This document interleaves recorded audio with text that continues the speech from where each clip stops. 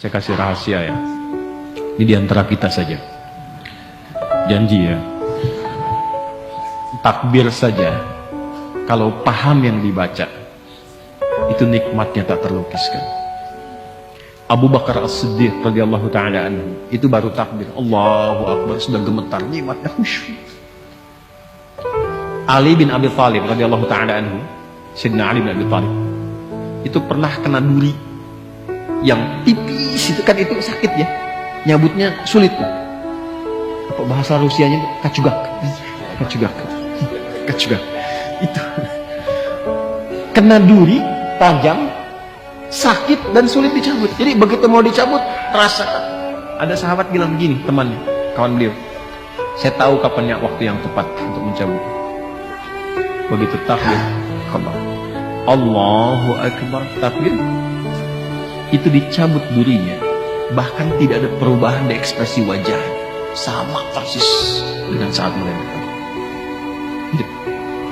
Hanya satu kalimat, Allahu Akbar, ucapkan di lisan, terjemahkan di pikiran, Allah Maha Besar. Di pikiran kita mengikuti, menerjemahkan.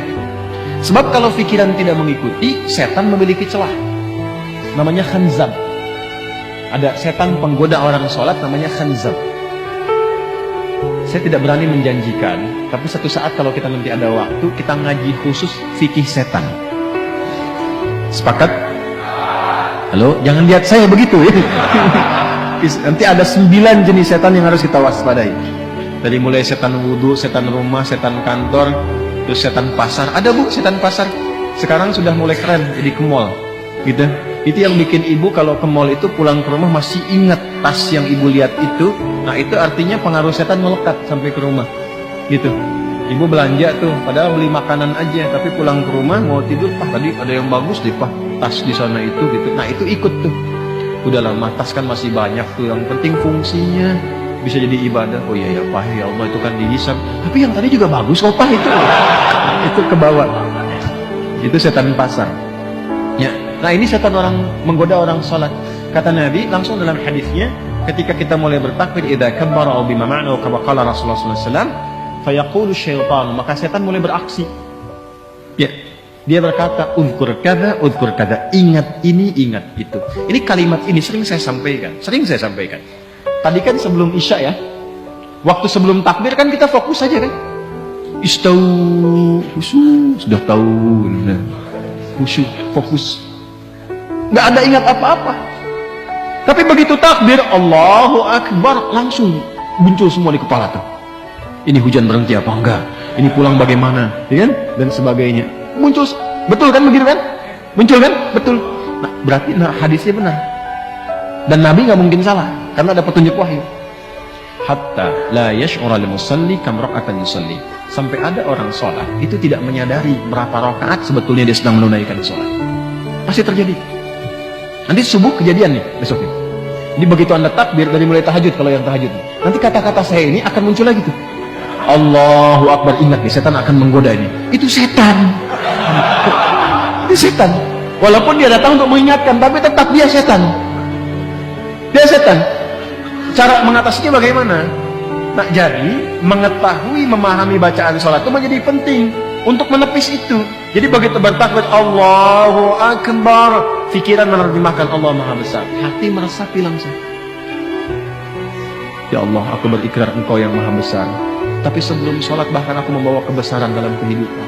Sombong kepada kawan, merasa yang paling hebat dengan pasangan, yang tinggi dibandingkan dengan kawan, merasa yang paling agung, tinggi kedudukan dan sebagainya. Dibawa, bagaimana kalau Engkau wafatkan aku sekarang dan aku merasa dalam kebesaran itu, tobat ya Allah. Aku mohon ampun. Ini yang membuat Abu Bakar As-Siddiq radhiyallahu ta'ala anhu, sahabat terbaik, imannya tinggi, dekat dengan Nabi, hidupnya membersamai Nabi, hijrah jadi pendamping Nabi, di kuburan menjadi teman Nabi, di akhirat membersamai Rasulullah. Itu takbir Allahu Akbar sampai menangis mengingat itu. Maka dalam kesadaran itulah kita mengucapkan Allahumma ba'id baini wa baina khataaya kama ba'adta bainal masyriqi wal maghrib. Khataaya ya kecil di belakang itu ya pengakuan. Ya Allah, saya mengakui saya ini banyak salahnya. Hamba ini banyak maksiatnya ya Allah. Sedangkan hamba masih mengaku hamba-Mu. Hamba berharap surgamu, hamba berharap pertemuan dengan Rasulullah, tapi hamba mengakui hamba banyak dosa. Maka Anda katakan, kalau memang dalam sholat ini hamba pun masih membawa banyak dosa, ya Allah, dengan ampunanmu yang tanpa batas, mohon ampuni dosa hamba, dan jauhkan dari hamba sejauh-jauhnya, seperti engkau jauhkan timur dan barat yang tidak pernah bertemu.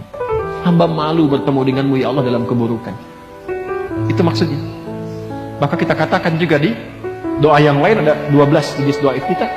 Inni atau wajjahtu wajhiya lilladzi fatara as-samawati wal arda hanifan musliman wa ma ana minal inna salati wa nusuki wa mahyaya wa mamati lillahi rabbil la syarika lahu bidzalika umirtu wa ana minal. Makanya doa itu seringkali disandingkan dengan pembuka juga iftitah. Allahu akbar kabira walhamdulillahi subhanallahi bukratan baru masuk ke wajah tuh. Itu untuk menguatkan kepada jiwa. Ya Allah, aku merendah, aku pasrah. Hamba yang banyak salah. Aku hadapkan dirimu sepenuhnya, pasrah, sepasrah-pasrahnya pada penguasa langit dan bumi. Saya sholat, saya beribadah, bahkan hamba hidup, bahkan engkau wafatkan hamba sekarang dalam sholat. Hamba pasrah, ya Allah. Yang penting engkau akui hamba sebagai seorang muslim. Hamba berjanji, kalaupun setelah sholat diberikan kesempatan hidup, maka hamba akan menjadi muslim yang patuh dan baik setelah ini. Wa ana minal muslimin. Buktinya apa? Setelah sholat dibawa nggak kalimat itu? Nggak terbawa karena belum memahami. Mau sampai kapan seperti itu? Sedangkan kita sudah ribuan kali menunaikan sholat. Kenapa dari sekian ribu itu tidak ada yang kita usahakan untuk menikmati sholat itu? Sudah nikmat belum? Tapi kan yang penting menaruh rukunnya, Ustaz, betul. Dan itu mengangkat kewajiban, menghilangkan dosa. Ada pahala kalau rukun terpenuhi. Tapi problemnya, ada nggak dampaknya kepada jiwa yang terasakan dalam menjalani kehidupan dunia? Sebab dulu orang sholat itu bukan hanya menggugurkan hukum, berubah menjadi orang baik. Paham?